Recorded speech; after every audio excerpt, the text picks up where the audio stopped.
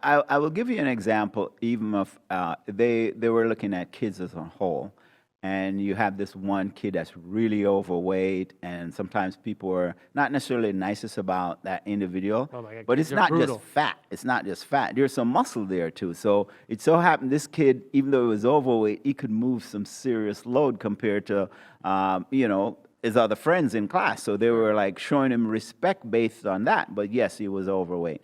So it's not like someone just have excess body fat and only fat, because even when an overweight person, just to carry that extra load around, actually help to stimulate the growth of lean body mass. Because if you're stepping up some stairs and this other person is like 300 pounds, when that person make that step, it's significantly different than a much lighter person.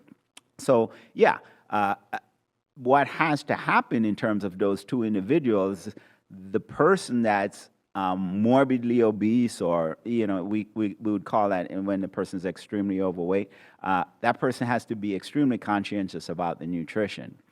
At the same time, that person that is maybe genetically or just have that response where they don't carry that much, they also have to be conscientious about the nutrition. But the level of it is just going to be different between both. So a deficit has to be created, and it has to be more aggressive on that person that's extremely overweight. Right.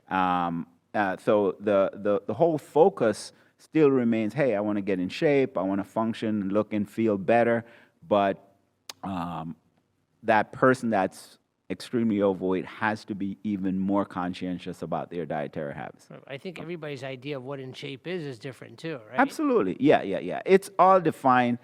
Well, we have some general. Right. When you go to a doctor, they tell you, hey, they look at your height, they look at your weight, they're like, you're yeah. overweight, you're not in shape. Yeah, and I'm not a fan of that. I figured you Respectfully, wouldn't be. I will say height and weight charts doesn't really, and even in the military, they were extreme with it before, and now they're not doing that in the same manner.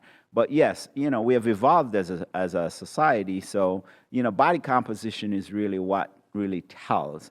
And like we say, a male, like if you're like say 14% body fat, that's actually not a bad body fat for just a general person. Right.